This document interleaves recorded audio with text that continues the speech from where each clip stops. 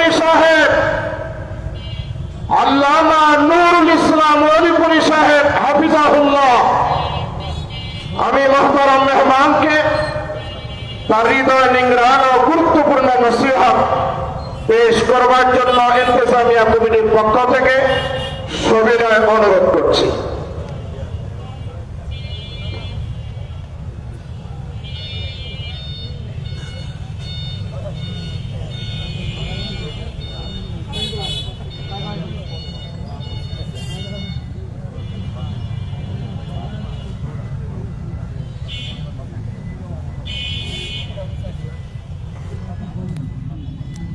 কথা বন্ধ করেন, আপনাদের কথা হচ্ছে, আপনারা কয়েকজন কথা বলতেছেন।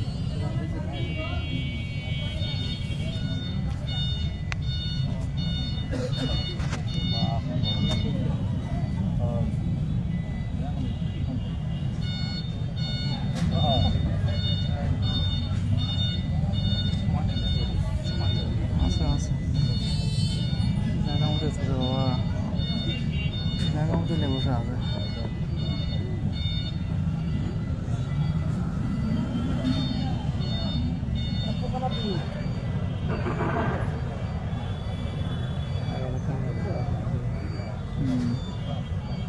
الحمد لله نحمده ونستعينه ونستغفره ونؤمن به ونتوكل عليه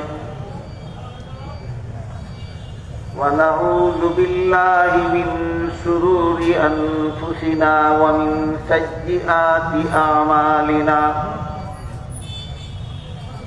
من يهده الله فلا مضل له ومن يضلله فلا هادي له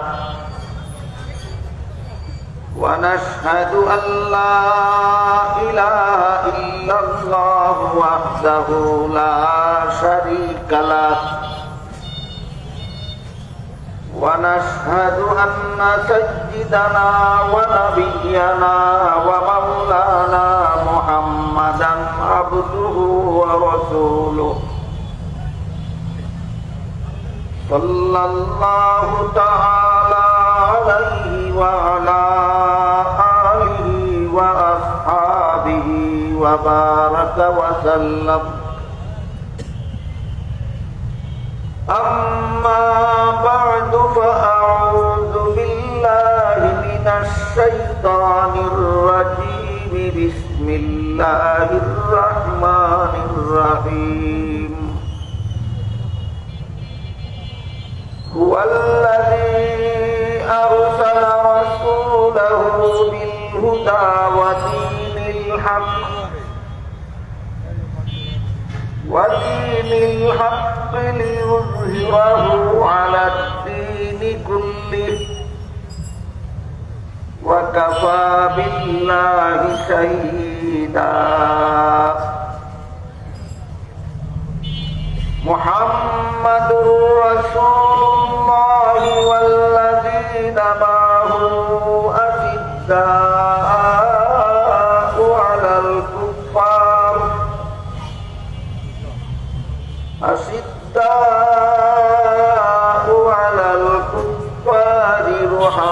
رحماء بينهم. بارك الله لنا ولكم في القرآن العظيم ونفعنا وإياكم بالآيات والذكر الحكيم. শ্রদ্ধেয় সভাপতি হযরত উলামায়ে কেরাম, সম্মানিত সুধী সমাজ, দূর দূরান্ত থেকে আগত সর্বস্তরের মুসলমান ভাইয়েরা আমার,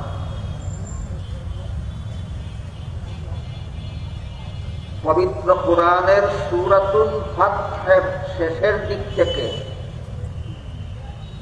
একটি আয়াত এবং আরেকটি আয়াতের কিছু অংশ আমি আপনাদের সামনে তিলাওয়াত করি।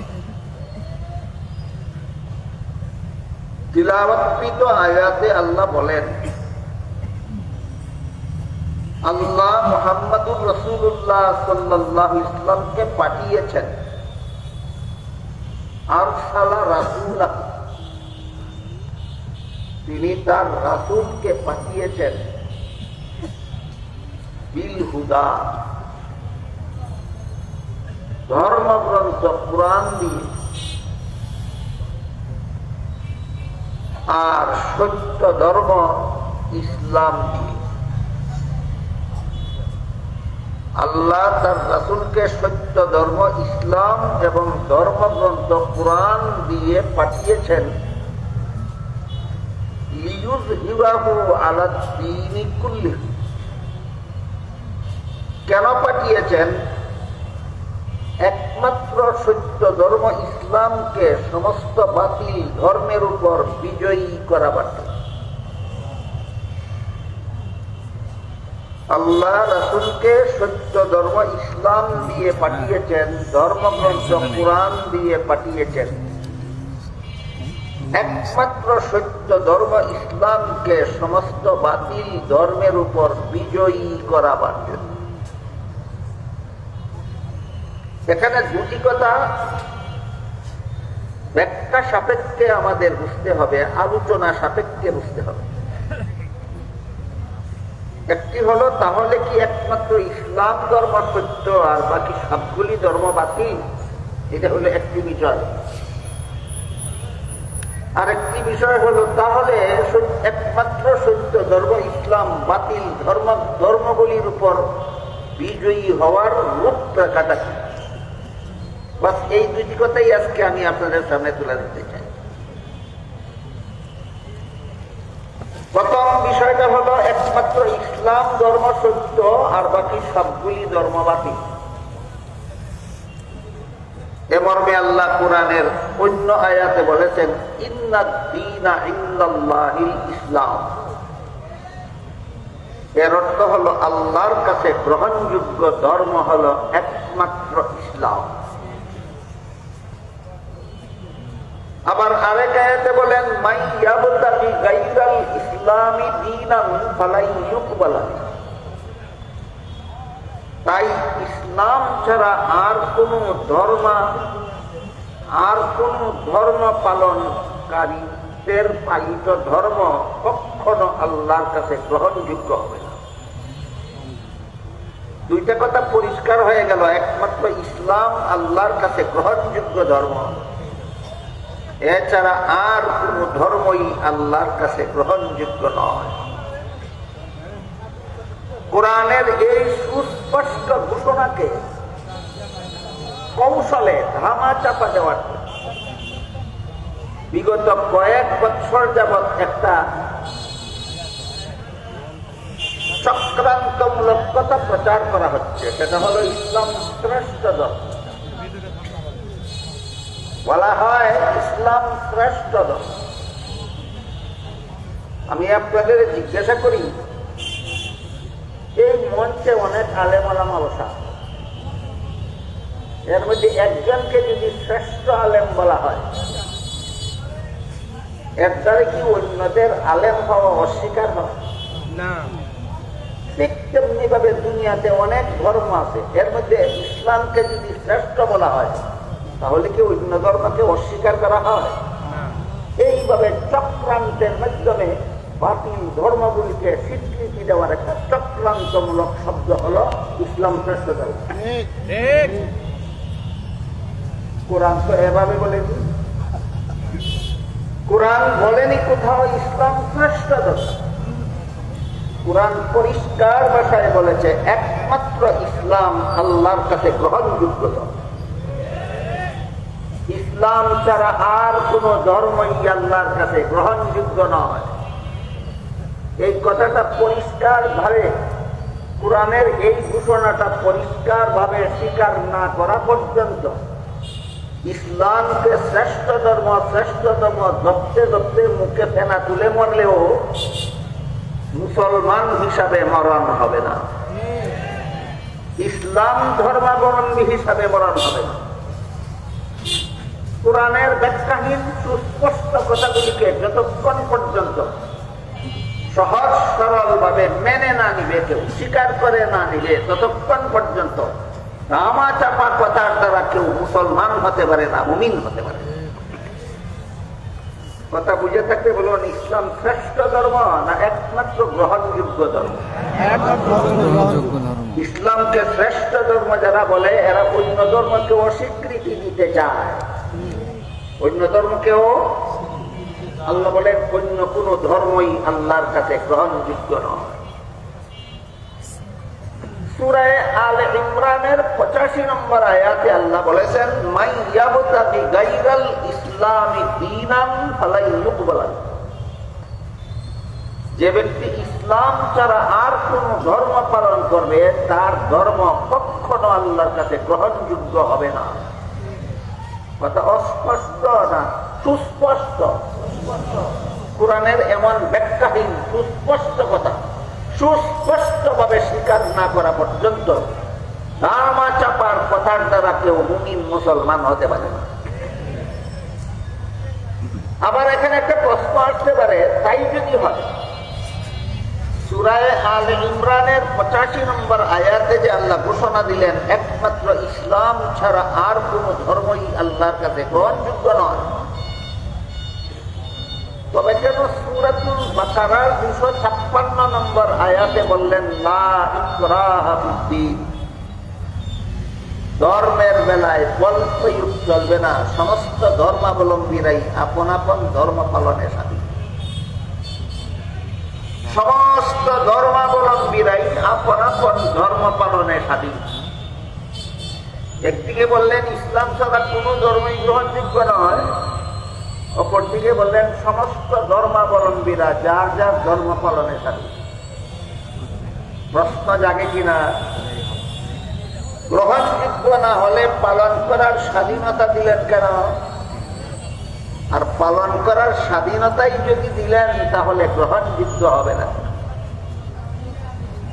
এই প্রশ্নের জবাব না জানা থাকার কারণে আজকাল অনেক মুসলমান যারা ইসলামের মৌলিক শিক্ষাটুকু যারা গ্রহণ করেন, ইসলামের মৌলিক আকীদা বিশ্বাস সম্পর্কে যাদের সুস্পষ্ট কোনো ধারণা নাই, এরা অনেক এরকম অনেক মুসলমান ধর্মের ব্যাপারে মারাত্মক রকমের বিভ্রান্তির শিকার। এজন্য এই প্রশ্নের জবাবটা সর্বস্তরের মুসলমানের কাছে পরিষ্কার হয়ে যাওয়া দরকার। এবং জবাবটা সহজে বোঝার জন্য আমি একটি উদাহরণ দিচ্ছি শুনি। আজকাল যে কোনো শিক্ষা প্রতিষ্ঠানে একটা নির্ধারিত সময়ে শিক্ষার্থী ছাত্রদের লেখাপড়া শিখল কিনা পরীক্ষা হয়। আছে কি আপনাদের আশপাশে কোনো প্রাইমারি স্কুল, হাই স্কুল, এগুলিতে কি বর্ষান্তে একটা চূড়ান্ত পরীক্ষা হয়? ছাত্ররা যখন পরীক্ষার হলে প্রশ্নপত্র হাতে নিয়ে বসে, সবগুলি পরীক্ষার্থী ছাত্রই কি প্রশ্নের সঠিক জবাব লেখে না অনেকে ভুল লেখে? ভুল লেখলে পাস করবে না নিশ্চিত ফেল? ভুল লেখলে যদি ফেল করবে, এটাই যদি নিশ্চিত বিধান হয়ে থাকে, তাহলে লেখার সময় বাধা দাও না কেন? আর বাধাই যদি দাও না তাহলে ফেল করবে কেন? এই প্রশ্নের যে জবাব, ইসলাম ছাড়া অন্য ধর্ম বাতিল হয়ে থাকলে বাধা দেব না কেন, আর বাধাই যদি দেব না তাহলে গ্রহণযোগ্য হবে না কেন, ওই প্রশ্নের সেই জবাব। উভয় ক্ষেত্রে প্রশ্নের জবাব একটাই, এবং সেটা হলো গ্রহণযোগ্যতার কারণে নয়। বাধা দেওয়া যাবে না গ্রহণযোগ্যতার কারণে নয়, বাধা দেওয়া যাবে না নিয়ম রক্ষার জন্য। পরীক্ষার হলে কোন পরীক্ষার্থী ছাত্র প্রশ্নের জবাব ভুল লিখলে বাধা দেওয়া যাবে না গ্রহণযোগ্যতার কারণে না নিয়ম রক্ষার জন্য। ঠিক তেমনি ভাবে দুনিয়াতে ইসলাম ছাড়া আর কোন বাতিল ধর্ম কেউ পালন করলে তার ধর্ম পালনে বাধা দেওয়া যাবে না গ্রহণযোগ্যতার কারণে না নিয়ম রক্ষার জন্য। এই সুযোগে যদি কোনো পরীক্ষার্থী ছাত্র প্রশ্নের জবাব ইচ্ছা মতো ভুল লেখে, তাহলে যেভাবে তার কপালে গুড়ার ডিম ছাড়া আর কিছু নাই, তেমনি ভাবে এই সুযোগে যদি কেউ দুনিয়াতে ইসলাম ছাড়া আর কোন ধর্ম পালন করে, পরকালে তার কপালেও জাহান্নাম ছাড়া কিছু নেই। এবার বলুন, এতক্ষণের কথা যারা শুনেছেন, বুঝেছেন, তারা আজকে এই মহাসমাবেশ থেকে কি শিক্ষা নিয়ে যাব? ইসলাম শ্রেষ্ঠ ধর্ম না একমাত্র গ্রহণযোগ্য ধর্ম? গ্রহণযোগ্য ধর্ম। ইসলাম একমাত্র গ্রহণযোগ্য, বাকি সমস্ত ধর্ম বাতিল। বাধা দেওয়া যাবে না কেন? গ্রহণযোগ্যতার কারণে না নিয়ম রক্ষার জন্য? নিয়ম রক্ষা। বর্তমান দুনিয়াতে যত বাতিল ধর্ম চালু আছে,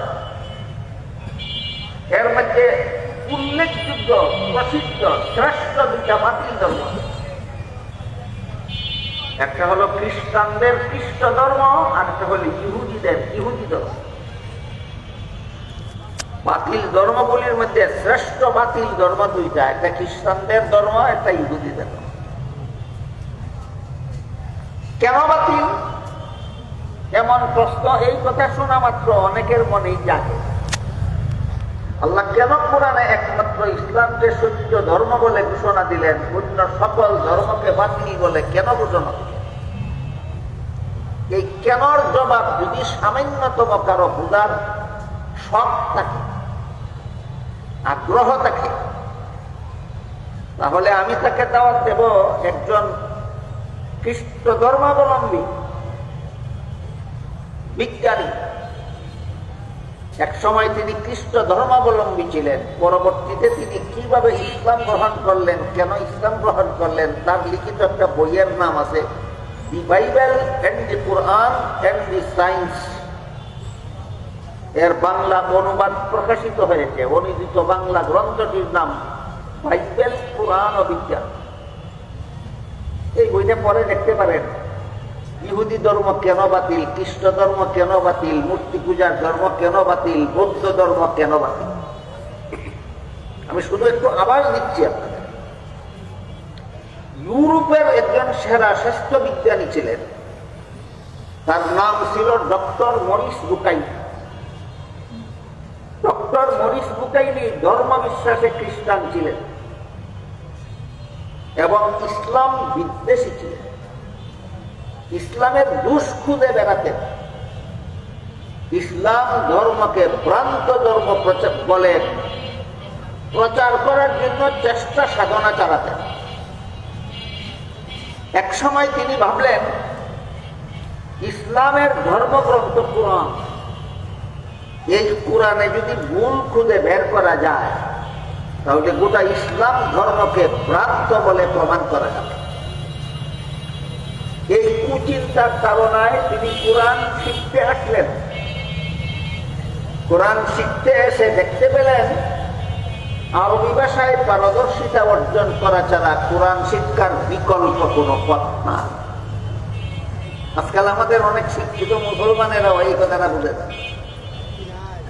আরবি ভাষায় পারদর্শিতা অর্জন করা ছাড়া কোরআন শিক্ষার বিকল্প কোনো পথ নাই। তাই তিনি সৌদি সরকারের সহযোগিতায় আগে আরবি ভাষা শিখলেন, আরবি ভাষায় পারদর্শিতা অর্জন করলেন, তারপর শুরু থেকে শেষ পর্যন্ত কোরআন শিখলেন, কিন্তু কোনো ভুল খুঁজে পেলেন। তার উদ্দেশ্য হলো কোরআনে কোনো ভুল বের করে। কোরআনে ভুল সাব্যস্ত হলে ইসলাম ধর্মটাকে ভুল ধর্ম বলে প্রচার করে দেওয়া যায়। কোরআন শিখে, কোরআন পড়ে, কোরআনে কোনো ভুল খুঁজে না পাওয়ার পর তিনি জানতে পারলেন তাৎপর্যের জাদুঘরে আজ থেকে প্রায় ১৫০০ বছর আগে হযরত উসমান রাদিয়াল্লাহু আনহু হাতের লেখা কোরআনের পাণ্ডুলিপি বিদ্যমান। তাৎপর্যের জাদুঘরে হযরত উসমানের হাতের লেখা কোরআনের এডিশন, কোরআনের পাণ্ডুলিপি বিদ্যমান। তিনি ভাবলেন ১৫০০ বছর পূর্বেকার হাতের লেখা কোরআনের সাথে আধুনিক যুগের প্রেসে চাপা কোরআন মিলালে অবশ্যই যথেষ্ট পরিমাণ ভুল বের হবে। তাই তিনি প্রেসের আধুনিক ছাপা কোরআনের এডিশন নিয়ে তাৎসন্দের জাদুঘরে সংরক্ষিত হযরত উসমানের লেখা হাতের লেখা কোরআনের সাথে মিলিয়ে দেখলেন কোন বাক্যে কোনো গরমিল নাই, কোন শব্দে কোনো গরমিল নাই, কোন অক্ষরে কোনো গরমিল নাই, কোন নুক্তায় কোনো গরমিল নাই, কোন জের জবরে কোনো গরমিল নাই। এই অবস্থা দেখে তিনি নিজেই, যে তিনি এসেছিলেন ইসলামকে ভুল প্রমাণ করার জন্য, তিনি নিজেই কলেমা পড়ে মুসলমান হয়েছেন। মুসলমান হওয়ার পরে তিনি ইসলাম এবং খ্রিস্ট ধর্মের মধ্যকার তুলনামূলক বিশ্লেষণ করে একটা মহামূল্যবান গ্রন্থ রচনা করলেন, বিশেষ বিরাট কলেবরের গ্রন্থ। এই গ্রন্থটার নাম হইল the Bible and the Quran and the science. এর বাংলা অনুবাদ প্রকাশিত হয়েছে, অনুদিত বাংলা গ্রন্থের নাম বাইবেল কোরআন ও বিজ্ঞান। এই গ্রন্থে ভদ্রলোক আধুনিক বিজ্ঞানের চুল ছেঁড়া ব্যাখ্যা বিশ্লেষণের মাধ্যমে প্রমাণ করেছেন একমাত্র কোরআন সত্য ধর্মগ্রন্থ। বাইবেল সত্য ধর্মগ্রন্থ নয়, বাইবেল বিকৃত ধর্মগ্রন্থ। সামান্য একটু আবার দিলাম আপনাদের, ইসলাম ছাড়া অন্য ধর্মকে আল্লাহ কোরআনে বাতিল বললেন কেন? অবিকৃত হওয়ার কারণে না বিকৃত হওয়ার কারণে? খ্রিস্টানদের ধর্ম এরা নিজেরাই বিকৃত করে ফেলেছে, ইহুদিদের ধর্ম এরা নিজেরাই বিকৃত করে ফেলেছে, বৌদ্ধদের ধর্ম এটা আল্লাহ প্রদত্ত ধর্মই নয়, এটা গৌতম বুদ্ধের মন গড়া আবিষ্কৃত ধর্ম। বৌদ্ধদের ধর্ম মন গড়া ধর্ম।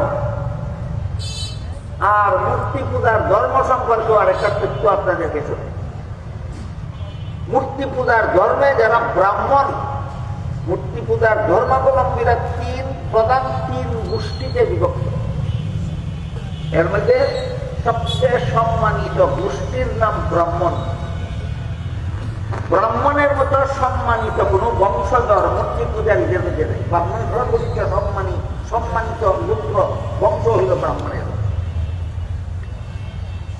এবং এই ব্রাহ্মণদের এই অধিকার আছে তাদের ধর্মগ্রন্থ বেদ পড়ার, বেদের অর্থ করার, বেদের ব্যাখ্যা বিশ্লেষণ করার। মূর্তি পূজার ধর্মে ব্রাহ্মণ ছাড়া আর কারো জন্য বেদ পড়া, বেদ পূজা, বেদ পূজানো, বেদের ব্যাখ্যা করার অধিকার নাই। এমন একজন ব্রাহ্মণের ছেলে, ব্রাহ্মণের নাম সুশান্ত ভট্টাচার্য। সুশান্ত ভট্টাচার্যের লিখিত একটা বইয়ের নাম বেদ পুরাণে আল্লাহ ও হযরত মুহাম্মদ। বেদ পুরাণে আল্লাহ ও হযরত মুহাম্মদ নামের লিখিত সুশান্ত ভট্টাচার্যের বই। এই বইয়ে তিনি বেদের একটা সংস্কৃত শ্লোকের উল্লেখ করেছেন। সেই সংস্কৃত ভাষায় লিখিত বেদের শ্লোকের বাংলা অর্থ করেছেন তিনি, তোমরা যদি সঠিক পথের সন্ধান চাও তাহলে যে মহাপুরুষের বাবার নাম আব্দুল্লাহ, মায়ের নাম আমেনা, যার নিজের নামের প্রথম অক্ষর ম আর শেষের অক্ষর গ, সেই মহাপুরুষের অনুসরণ করো। সুশান্ত ভট্টাচার্য ব্রাহ্মণের ছেলে, ব্রাহ্মণ।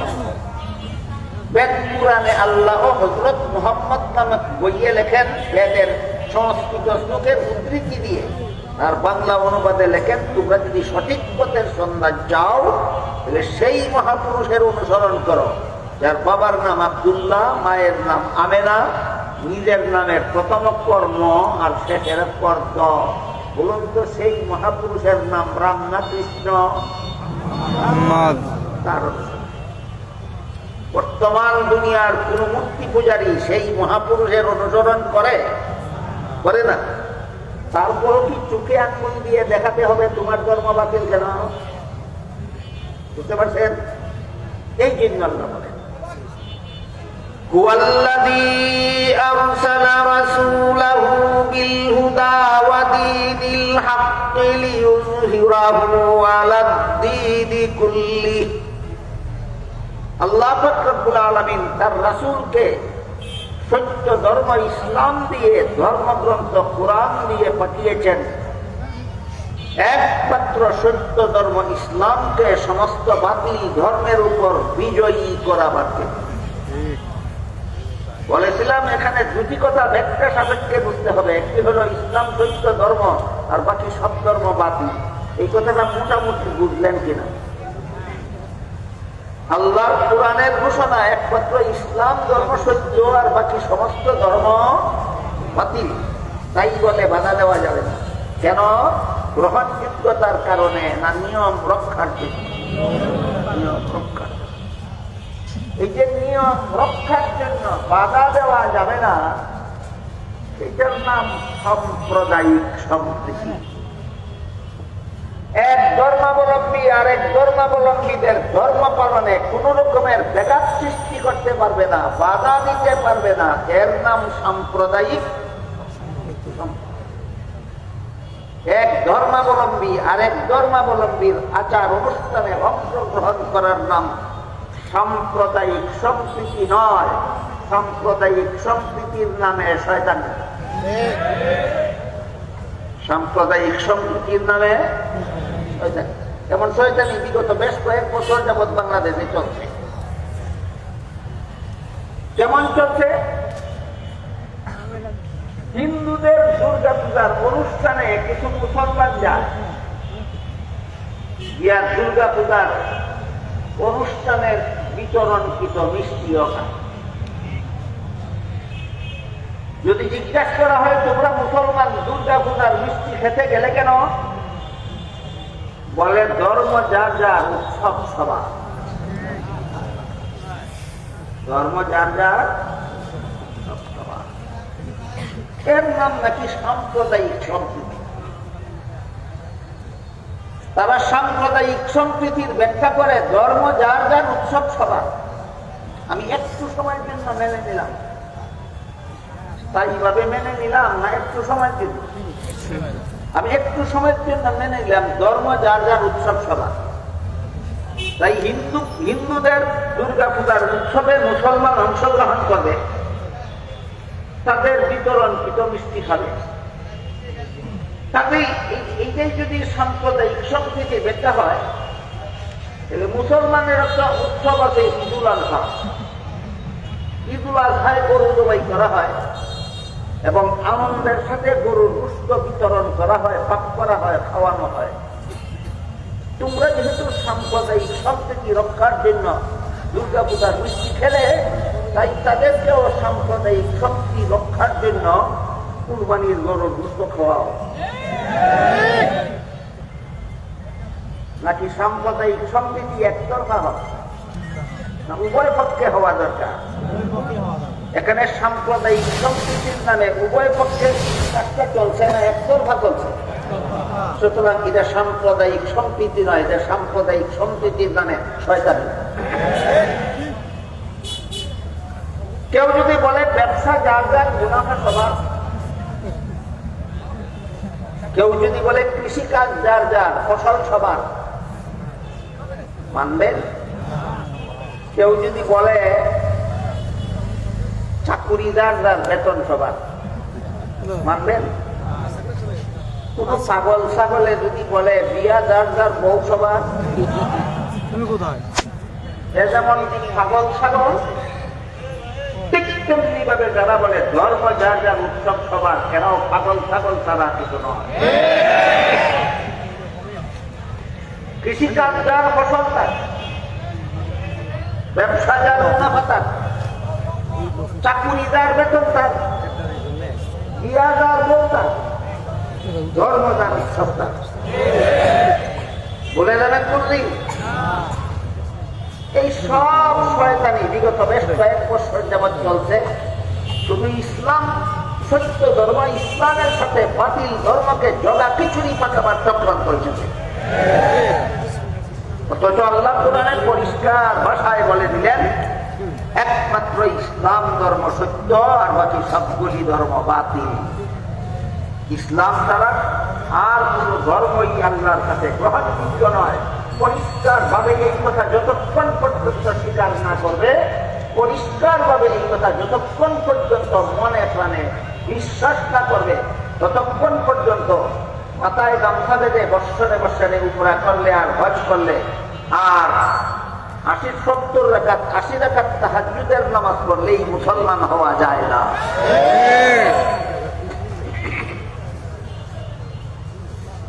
কুরআনে আল্লাহ যা কিছু বলেছেন সবগুলি সঠিক বলেছেন, বিশ্বাস করার নাম না।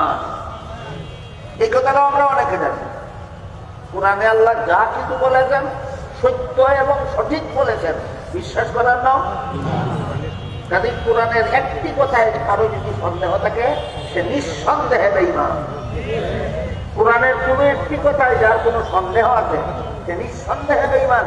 কারণ আল্লাহ কোরআনের শুরুতেই বলে দিয়েছেন লা রাইবা ফিহি, সন্দেহাতীত ভাবে সত্য কোরআন। কোরআন সন্দেহমূলক সত্য না সন্দেহাতীত সত্য? কোরআন সন্দেহাতীত সত্য। কাজে কোরআনকে যদি সন্দেহাতীত সত্য বিশ্বাস করো তাহলে কোরআনের যেখানে আল্লাহ বলেছেন একমাত্র ইসলাম আল্লাহর কাছে গ্রহণযোগ্য ধর্ম, সেখানে এই কথাই বিশ্বাস করতে হবে। যেখানে আল্লাহ বলেছেন ইসলাম ছাড়া সমস্ত ধর্ম বাতিল, সেখানে সে কথাই বিশ্বাস করতে হবে। তা না হইলে তোমার মুসলমান হওয়ার দাবি করলেই মুসলমান হওয়া যায় না, মুমিন হওয়ার দাবি করলেই মুমিন হওয়া যায় না। গেল এখানে আয়াতে ব্যাখ্যা সাপেক্ষ দুই কথা। প্রথম কথা হলো একমাত্র ইসলাম ধর্ম সত্য, আর বাকি সকল ধর্ম বাতিল। বাধা দেব না, গ্রহণযোগ্যতার কারণে না নিয়ম রক্ষার জন্য। এইটার নাম সাম্প্রদায়িক শক্তি। দুর্গা পূজার মিষ্টি মুসলমানে খাবার নাম সাম্প্রদায়িক সম্প্রীতি নয়, হক বাতিলের সংমিশ্রণ ঘটাবার শয়তানি। মুসলমানের কুরবানির গোশত হিন্দুদেরকে খাওয়ানোর নাম সাম্প্রদায়িক সম্প্রীতি নয়, সত্য ধর্ম আর বাতিল ধর্মের জগা খিচুড়ি পাকাবার শয়তানি। ধর্মদার সপ্তাহ, ধর্মদার। দ্বিতীয় ব্যাখ্যা সাপেক্ষ কথাটা হলো আল্লাহ বলেন মুহাম্মাদুর রাসূলুল্লাহ সাল্লাল্লাহু আলাইহি ওয়াসাল্লামকে আল্লাহ পাঠিয়েছেন একমাত্র সত্য ধর্ম ইসলামকে সমস্ত বাতিল ধর্মের উপর বিজয়ী করাবার, সমস্ত বাতিল ধর্মের উপর বিজয়ী করাবার। যাকে এক কথায় বলা যায় ইসলাম বিশ্ব বিজয়ী ধর্ম। এক কথায় বলা যায় ইসলাম বিশ্ব বিজয়ী। কিন্তু কিভাবে? বার্মায় কি ইসলাম বিজয়ী না পরাজিত? কাশ্মীরে ইসলাম বিজয়ী না পরাজিত? ফিলিস্তিনে ইসলাম বিজয়ী না পরাজিত? তাহলে বললেন ইসলামকে সমস্ত বাতিল ধর্মের উপর বিজয়ী করাবার জন্য রাসূলকে ইসলাম দিয়ে পাঠিয়েছেন। আমরা তো দেখি বর্তমান বিশ্বে ইসলাম পরাজিত, সর্বত্রই পরাজিত, সর্বত্রই ইসলাম পরাজিত। বলা হয় বাংলাদেশের 93 জন নাগরিক ইসলাম ধর্মে বিশ্বাসী। 93 জন নাগরিক ইসলাম ধর্মে বিশ্বাসী। এখানেও কেউ যদি আল্লাহকে নিয়ে কটূক্তি করে, রাসূলকে নিয়ে কটূক্তি করে, ইসলামকে নিয়ে কটূক্তি করে, তার কি যথাযথ শাস্তি প্রয়োগ করার সুযোগ আমাদের আছে? তাহলে ইসলাম বাংলাদেশেও কি বিজয়ী না পরাজিত? বাংলাদেশেও ইসলাম। আল্লাহ কোরআনে বললেন কি আর আমরা বাস্তবে পেলাম কি? এবার এই প্রশ্নের দারুল উলুম দেওবন্দ মাদ্রাসা, এই সমস্ত কওমি মাদ্রাসার মডেল দারুল উলুম দেওবন্দ। আমি আপনাদের বিজ্ঞাপনে দেখেছি নওগাঁ জেলা কওমি উলামা পরিষদের উদ্যোগে আজকের এই মহাসভা। আমি দুঃখিত, একান্ত ইচ্ছা থাকা সত্ত্বেও কওমি উলামা বুঝাবার ইচ্ছা থাকা সত্ত্বেও সেই সময় সুযোগ আমার হাতে নাই। একটু আওয়াজ দিচ্ছি, একজনের নাম বলে, সেখান থেকে একটু চিনে নেবেন কওমি উলামা কাকে বলে। দারুল উলুম দেওবন্দ মাদ্রাসা হলো উপমহাদেশের সমস্ত কওমি মাদ্রাসার প্রথম মাদ্রাসা, প্রধান মাদ্রাসা, আদর্শ মাদ্রাসা। দারুল উলুম দেওবন্দ মাদ্রাসার অনুসরণে ভারত, বাংলাদেশ, পাকিস্তানে যত মাদ্রাসা প্রতিষ্ঠিত হচ্ছে এগুলিকেই কওমি মাদ্রাসা বলা হয়। বর্তমান বাংলাদেশে 25,000 কওমি মাদ্রাসা। বর্তমান বাংলাদেশে কি পরিমাণ কওমি মাদ্রাসা? 25,000 কওমি। এই মাদ্রাসাগুলিতে যারা লেখাপড়া করে আলেম হন এদেরকে কওমি উলামা বলা হয়। উলামা আলেম শব্দের বহুবচন, এক বচনে আলেম, বহু বচনে উলামা। 25,000 কওমি মাদ্রাসায় লেখাপড়া করে যারা আলেম হন তাদেরকে কওমি উলামা বলা হয়। এইরকম কওমি উলামাদের মধ্যে দারুল উলুম দেওবন্দ মাদ্রাসার শিক্ষাপ্রাপ্ত একজন বিখ্যাত একজন আলেমের নাম ছিল আল্লামা উবাইদুল্লাহ সিন্দি রহমাতুল্লাহ। আল্লামা উবাইদুল্লাহ সিন্দি রহমাতুল্লাহ আলাইহি তার সমরগ্রন্থ ইনকিলাবি তাফসীর নামক তাফসীরের কিতাবে লিখেছেন। আল্লামা উবাইদুল্লাহ সিন্দি রহমাতুল্লাহ আলাইহি তার সমরগ্রন্থ ইনকিলাবি তাফসীর নামক তাফসীরের কিতাবে লিখেছেন, ইসলামের বিশ্ববিজয়ের স্তর হল 3টা। ধাপে ধাপে 3 পর্যায়ে ইসলাম বিশ্ববিজয়ী হবে। 3 পর্যায়ের কোন এক পর্যায়ে যদি ইসলামের বিশ্ববিজয় সাধন না হয় তাহলে আল্লাহর কোরআনের কথার সত্যতা প্রমাণিত হবে না। আল্লাহর কোরআনের কথার সত্যতা 3 ভাবে প্রমাণিত হবে। ইসলামের বিশ্ববিজয়ের স্তর হল 3টা। 1 নম্বর, দলিল প্রমাণের দ্বারা সাব্যস্ত হয়ে যাবে অন্য ধর্ম বাতিল, ইসলাম ধর্ম সত্য। এটা হল ইসলামের বিশ্ববিজয়ের প্রথম স্তর। দলিল প্রমাণের দ্বারা সাব্যস্ত হয়ে যাবে অন্য ধর্ম বাতিল, ইসলাম ধর্ম সত্য। যে ইসলামের বিশ্ববিজয়ের কোন স্তর? প্রথম। এ পর্যায়ে মুহাম্মদুর রাসূলুল্লাহ সাল্লাল্লাহু আলাইহি ওয়াসাল্লাম দুনিয়াতে থাকাকালেই প্রথম স্তরের ইসলামের বিশ্ববিজয় সাধিত হয়ে গিয়েছিল। সমস্ত ধর্মকে বাতিল ধর্ম মুহাম্মদুর রাসূলুল্লাহ প্রমাণ করে দিয়েছিলেন। একমাত্র ইসলাম সত্য ধর্ম, মুহাম্মদুর রাসূলুল্লাহ নিজেই সেটা প্রমাণ করে দিয়েছিলেন। তাহলে প্রথম স্তরের ইসলামের প্রাথমিক বিশ্ববিজয় কার আমলে সাধন হয়েছিল? স্বয়ং রাসূলের দিকে। রাসূল দুনিয়াতে থাকাকালেই প্রথম স্তরের ইসলামের বিশ্ববিজয় সাধিত হয়ে গিয়েছিল। দলিল প্রমাণের দ্বারা সাব্যস্ত হয়ে গিয়েছিল অন্যান্য ধর্ম বাতিল, দলিল প্রমাণের দ্বারা সাব্যস্ত হয়ে গিয়েছিল ইসলাম ধর্ম সত্য। দ্বিতীয় স্তর, ইসলামের বিশ্ববিজয়ের দ্বিতীয় স্তর হল দুনিয়াতে মুসলমানেরাও বসবাস করবে, ইসলাম ধর্মাবলম্বীরাও বসবাস করবে, বাতিল ধর্মাবলম্বীরাও বসবাস করবে। কিন্তু যুদ্ধের ময়দানে বাতিল ধর্মাবলম্বীরা হবে পরাজিত, সত্য ধর্ম ইসলামের অনুসারীরা হবে বিজয়ী। এটা হল ইসলামের বিশ্ববিজয়ের দ্বিতীয় স্তর। ইসলামের বিশ্ববিজয়ের দ্বিতীয় স্তর মুসলমানদের অর্জিত হয়েছিল রাসূলের দ্বিতীয় খলিফা হযরত উমর ফারুক রাদিয়াল্লাহু আনহুর শাসনামলে। হযরত উমর যখন রাসূলের দ্বিতীয় খলিফা মনোনীত হলেন তখন সারা বিশ্বে অমুসলমানেরাও বসবাস করত, মুসলমানেরাও বসবাস করত। কিন্তু যুদ্ধের ময়দানে বাতিল ধর্মাবলম্বীরা হতো পরাজিত, সত্য ধর্মাবলম্বী মুসলমান হতো বিজয়ী। এটা হলো ইসলামের বিশ্ববিজয়ের দ্বিতীয় স্তর। বুঝে থাকলে বলেন, কার আমলে দ্বিতীয় স্তরের বিশ্ববিজয় সাধন হয়েছিল? হযরত উমরের সাথে। এখানে এসে আল্লামা সিদ্দি ইনকিলাবি তাফসীরে নিজের থেকে একটা প্রশ্ন করেছেন। সেটা হলো, তাহলে ইসলামের বিশ্ববিজয়ের এই দ্বিতীয় স্তরটা কি শুধু উমরের শাসন আমলে সীমাবদ্ধ, না আর কোন যুগেও হতে পারে? নিজেই প্রশ্ন করেছেন যে যুদ্ধের ময়দানে একমাত্র মুসলমান হবে বিজয়ী জাতি, বাতিল ধর্মাবলম্বীরা যুদ্ধের ময়দানে হবে পরাজিত।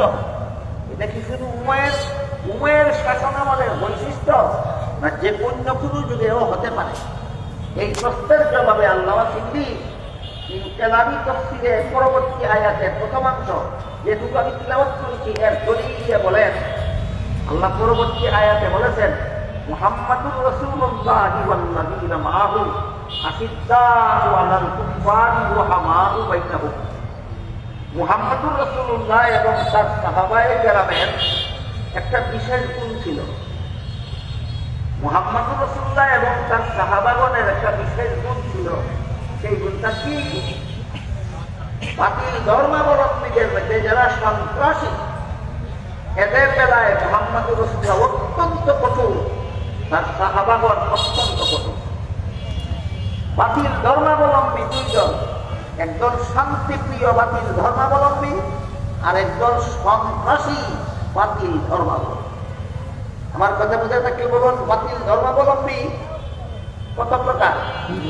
একজন শান্তিপ্রিয় আর একজন শান্তিপ্রিয়। যারা তাদের ব্যাপারে আল্লাহ সূরাতুল বাকারার 256 নম্বর আয়াতে বলেছেন, লা ইকরাহা ফিদ্দীন, এদের ধর্ম পালনে বাধা দিও না, এরা শান্তিপ্রিয়, এরা তোমাদের উপর আঘাত করে না, তোমাদের ধর্মের বিরুদ্ধেও আঘাত করে না।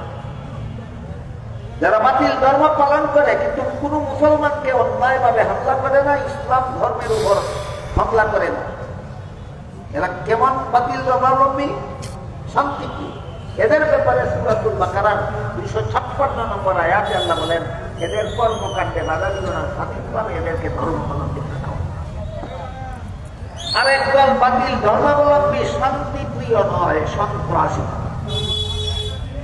বর্তমান বিশ্বে সন্ত্রাসী যত ধর্মাবলম্বী, বাতিল ধর্মাবলম্বীদের মধ্যে যারা সন্ত্রাসী আছে, আমার দৃষ্টিতে এরা 3 ধর্মাবলম্বী সন্ত্রাসী। কতটা ধর্মাবলম্বী বাতিল অথচ সন্ত্রাসী? 1 নম্বর খ্রিস্টান, 2 নম্বর ইহুদি, 3 নম্বর বৌদ্ধ, আর 4 নম্বরে যুক্ত করা যায় মূর্তি পূজারীদের। বর্তমান দুনিয়ার খ্রিস্টানেরা সন্ত্রাসী বাতিল ধর্মাবলম্বী, বর্তমান দুনিয়ার ইহুদিরা বাতিল ধর্মাবলম্বী ও সন্ত্রাসী, বর্তমান দুনিয়ার বৌদ্ধ বাতিল ধর্মাবলম্বী ও সন্ত্রাসী, বর্তমান দুনিয়ার মূর্তি পূজারীরা বাতিল ধর্মাবলম্বী ও সন্ত্রাসী। খ্রিস্টানেরা বাতিল ধর্মাবলম্বী হওয়ার সাথে সন্ত্রাসী কিভাবে? এর প্রমাণ যদি চান তাহলে আফগানিস্তানের 20 বছরের ইতিহাস দেখুন। আফগানিস্তানের 20 বছরের ইতিহাস দেখুন। সম্পূর্ণ নির্দোষ নিরীহ আফগানি মুসলমানদের উপর লাল হত্যার দল ছাপিয়ে পড়েছিল। তাহলে যারা নির্দোষীদের উপর হামলা করে এরা শান্তিপ্রিয় না সন্ত্রাসী?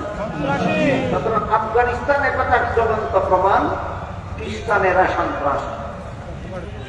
ইরাকের উপর এই আমেরিকার খ্রিস্টানেরা ইরাকের উপর হামলা চালিয়েছিল কিসের কারণে? না নির্দোষ। ইরাক এই কথার জ্বলন্ত প্রমাণ বর্তমান বিশ্বের খ্রিস্টানেরা সন্ত্রাসী। বর্তমান দুনিয়ার ফিলিস্তিন এবং ইসরায়েলি রাষ্ট্র এই কথার জ্বলন্ত প্রমাণ ইহুদিরা সন্ত্রাসী। বর্তমান দুনিয়ার অযোধ্যা এবং কাশ্মীর এই কথার জ্বলন্ত প্রমাণ মূর্তি পূজারীরা বাতিল ধর্মাবলম্বী এবং সন্ত্রাসী। আরাকানের রোহিঙ্গা মুসলমানদের ইতিহাস জ্বলন্ত প্রমাণ বৌদ্ধরা বাতিল ধর্মাবলম্বী এবং সন্ত্রাসী। এবার বলুন, বাতিল ধর্মাবলম্বী কত দল? 3 দল। বাতিল ধর্মাবলম্বী 2 দল, শান্তিপ্রিয় এবং সন্ত্রাসী। শান্তিপ্রিয় এবং সন্ত্রাসী। যে সমস্ত বাতিল ধর্মাবলম্বীরা শান্তিপ্রিয়, এদের ব্যাপারে হাদিস শরীফে রাসূল করিম সাল্লাল্লাহু আলাইহি ওয়াসাল্লাম বলেন, দিমাউহুম কাদিমাইকুম ওয়া আমওয়ালুহুম কাআমওয়ালিকুম। মর্ম হলো, শান্তিপ্রিয় অমুসলমানেরা তোমাদের সমাজে যারা বাস করে এদের জান মাল ইজ্জতের মর্যাদা, হে মুসলমান তোমাদের জান মাল ইজ্জতের মর্যাদা। শান্তিপ্রিয় বাতিল ধর্মাবলম্বীদের ব্যাপারে এই হইল ইসলামের বিধান। ওদের প্রাণের মর্যাদা মুসলমানের প্রাণের মর্যাদার মতো, ওদের মালের সম্পদের মর্যাদা মুসলমানের সম্পদের মর্যাদার মতো, এদের মান সম্ভ্রম মুসলমানের মান সম্ভ্রমের। শান্তিপ্রিয় অমুসলমান শান্তিপ্রিয় ভ্রান্ত ধর্মাবলম্বীদের ব্যাপারে এই হইল ইসলামের বিধান। কোন মুসলমান যেভাবে অন্যায়ভাবে কোন মুসলমানের উপর হামলা করতে পারে না, তেমনি ভাবে কোন মুসলমান শান্তিপ্রিয় অমুসলমানের উপর হামলা করতে পারে না। কোন মুসলমান যেমন অন্যায়ভাবে অপর মুসলমানের সম্পদ ভোগ করতে পারে না, তেমনি ভাবে শান্তিপ্রিয় অমুসলমানের সন্তানের সম্পদ কোন মুসলমানের ভোগ করার অধিকার নাই। কোন মুসলমানের মান ইজ্জতে অন্যায়ভাবে যেমন ভাবে অন্য কোন মুসলমান আঘাত করতে পারে না, ঠিক তেমনি ভাবে শান্তিপ্রিয় অমুসলমানদের মান সম্ভ্রমের উপর কোন মুসলমানের আঘাত করার অধিকার নাই। এটা হইল শান্তিপ্রিয় অমুসলমানদের ব্যাপারে ইসলামের বিধান। আরেকটা হইল সন্ত্রাসী ও মুসলিম। একদিকে বাতিল ধর্মাবলম্বী, অপরদিকে সন্ত্রাসী।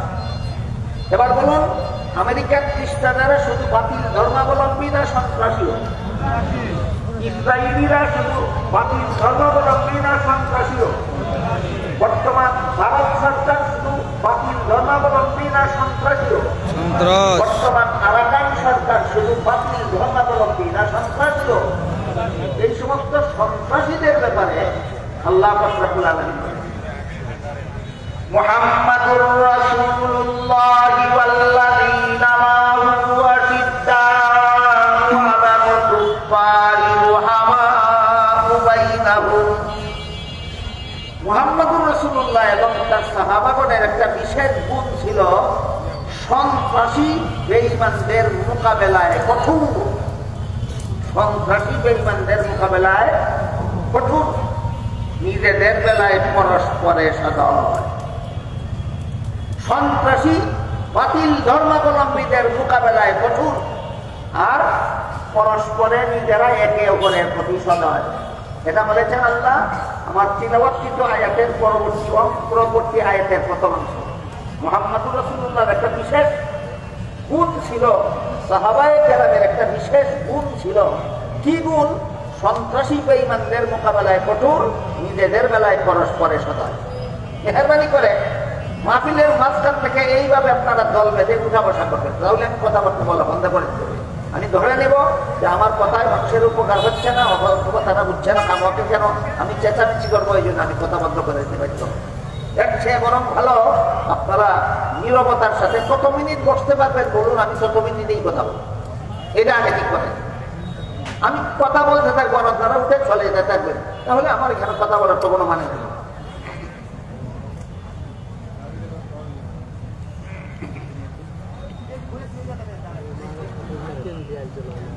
আল্লামা সিদ্দি কালামি তাফসীরে লিখেছেন যে কোন যুগের মুসলমান এই দুই গুণে গুণী হবে, সন্ত্রাসী বেঈমানদের বেলায় কঠোর আর পরস্পরে সদয়। এই গুণ যেই যুগের মুসলমানেরাই অর্জন করতে পারবে, সেই যুগের মুসলমানেরাই যুদ্ধের ময়দানে হবে বিশ্ববিজয়ী জাতি। কত গুণ? দুই গুণ। একটা হলো সন্ত্রাসী বেঈমানদের মোকাবেলায় কঠোর, একটা হলো নিজেদের বেলায় পরস্পরে সদয়। এই চরিত্র যে যুগের মুসলমানেরাই অর্জন করতে পারবে, সেই যুগের মুসলমানই যুদ্ধের ময়দানে হবে বিজয়ী, আর বাতিল ধর্মাবলম্বীরা হবে পরাজয়। দেখেন তো আল্লামা সিদ্দির কালামি তাফসীরের এই বিবরণটা বর্তমানে ফিলিস্তিনের বেলায় খায় কিনা? ফিলিস্তিনের মজলুম মুসলমানদেরকে ইসরায়েলি ইহুদি সন্ত্রাসীরা সন্ত্রাসী হামলা চালাচ্ছে। সারা দুনিয়ার সমস্ত মুসলমান দেশের সরকারেরা নীরব তামাশা দেখে। এটার নাম সন্ত্রাসী বাতিল ধর্মাবলম্বীদের মোকাবেলায় কঠোর না বাতিলদের বেলায় সদয়? মজলুম ফিলিস্তিনিদের বেলায় সদয় না কঠোর? এই চরিত্র কোন মুসলমানের চরিত্র হবে দূরের কথা, যে কুকুরের চেয়ে নিকৃষ্টতম চরিত্র। এমন নিকৃষ্ট চরিত্রের মুসলমানদের জন্য আল্লাহ বলেননি তোমরা বিশ্ববিজয়ী হবে। বিশ্ববিজয়ী মুসলমান হতে গেলে দুইটা গুণ অর্জন করতে হবে। একটা হলো সন্ত্রাসীদের মোকাবেলায় কঠোর হতে হবে, আর একটা হলো নিজেদের বেলায় সদয় হতে হবে। বুঝে থাকলে এবার বলুন তো, ফিলিস্তিনি মুসলমানেরা ইসরায়েলি ইহুদিদের মোকাবেলায় যুদ্ধের বিজয়ী হতে পারছে? পারে না। কেন? বর্তমান দুনিয়ার মুসলমানেরা এই দুই মহান চরিত্র থেকে বঞ্চিত, দুই মহান চরিত্র থেকে বঞ্চিত। এক দুইটা উদাহরণ দিচ্ছি শুনুন। 2001 সালের 11 সেপ্টেম্বর যখন পরিকল্পিতভাবে আমেরিকার টুইন টাওয়ার ধ্বংস করা হয়, তখন আফগানের তখনকার প্রেসিডেন্ট বুশ, আমেরিকার তখনকার প্রেসিডেন্ট বুশ এই টুইন টাওয়ার ধ্বংসের জন্য আফগান সরকারকে, আফগানি মুসলমানদেরকে গায়ের জোরে দায়ী করে। সত্যই কি আফগানি মুসলমানদের কোনো সম্পর্ক ছিল তার সাথে? উঠেও না, কিন্তু দায়ী করলো গায়ের। তাই তোমরা আমাদের দেশের টুইন টাওয়ার ধ্বংস করেছ, তোমাদের উপর হামলা করবো হুমকি দিয়ে। তখনকার পাকিস্তান সরকারকে বলেছিল, আমরা আমেরিকান সেনাবাহিনীরা আফগানি মুসলমানদের উপর হামলা করব। পাকিস্তানের জলপথ আমরা ব্যবহার করতে চাই, পাকিস্তানের স্থলপথ আমরা ব্যবহার করতে চাই, পাকিস্তানের আকাশপথ আমরা ব্যবহার করতে চাই। সুযোগ দাও। পাকিস্তান সরকার বিশ্ব সন্ত্রাসী আমেরিকাকে বলে দিয়েছিল, পাকিস্তানের জলপথ ব্যবহার করো, পাকিস্তানের স্থলপথ ব্যবহার করো, পাকিস্তানের আকাশপথ ব্যবহার করো, আফগানি মুসলমানদেরকে ইচ্ছা মতো মারো, আমরা তোমাদের পক্ষে আছি। এই চরিত্রের মুসলমানেরাই আল্লাহ আল্লাহ বলেছেন বিশ্ববিজয়ী, আর সারা বিশ্বের বাতিল ধর্মাবলম্বীদের কাছে লাঞ্ছিত। আমি কি আপনাদেরকে বোঝাতে বললাম, বর্তমান দুনিয়ার প্রায় 250 কোটি মুসলমান এই সন্ত্রাসী ইহুদি খ্রিস্টান, সন্ত্রাসী বৌদ্ধ হিন্দুদের কাছে লাঞ্ছিত কেন? তোমাদের এই নিকৃষ্টতম চরিত্রের কারণে। কোন কারণে? নিকৃষ্টতম চরিত্রের কারণে। খুব তুচ্ছ একটি উদাহরণ দিচ্ছি আপনাদেরকে, বিষয়টি সহজে বুঝাবার। কি অপরাধ ছিল তার? একটাই অপরাধ, তুমি দুর্বল। একটাই অপরাধ, তুমি দুর্বল। যখন রাস্তার পাশে একটা শক্তিশালী কুকুর একটা দুর্বল কুকুরের উপর ঝাঁপিয়ে পড়ে, তখন আশপাশে আরো যত কুকুর আছে সেগুলি এখানে এসে কোনটার পক্ষ নেয়?